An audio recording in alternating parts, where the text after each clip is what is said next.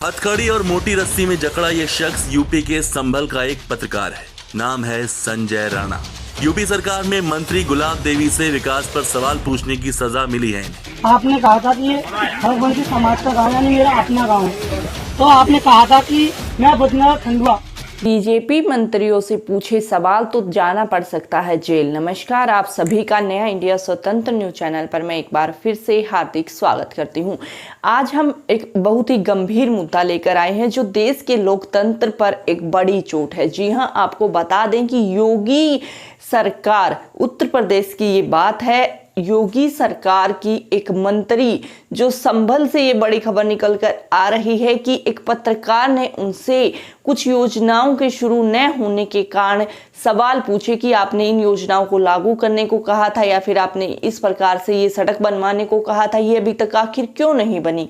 ये एक पत्रकार का सवाल था और इस सवाल से नाराज हुई जो बीजेपी मंत्री हैं, योगी की मंत्री, उन्होंने, गुलाब देवी जी ने जो है पत्रकार को ही गिरफ्तार करवा दिया। आरोप लगाया कि ये कार्यक्रम में कुछ जो है बाधा पहुंचा रहे हैं। बाधा क्या है इसमें आप सभी बताइए। सबसे पहले तो हम आपको बता दें कि लोकतंत्र में प्रेस को स्वतंत्रता होती है।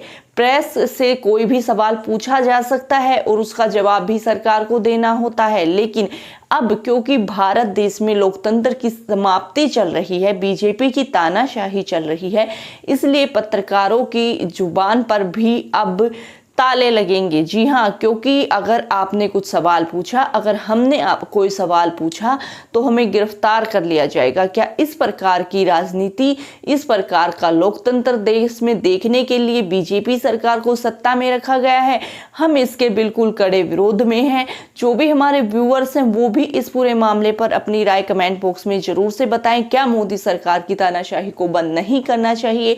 और ये बंद होगी क्योंकि ये आगे 2024 के इलेक्शंस हैं, उसमें मोदी सरकार को करारा जवाब जरूर से दिया जाएगा कि किस प्रकार से वो प्रेस और आम जनता की स्वतंत्रता को नहीं छीन सकते हैं। और अगर लोकतंत्र को बचाना है तो आगे आने वाले चुनावों में बीजेपी सरकार को हटाना ही होगा। इस प्रकार का माहौल देश में चल रहा है। तो आगे इस मामले पर जो भी अपडेट्स हैं हम आपको शेयर करेंगे।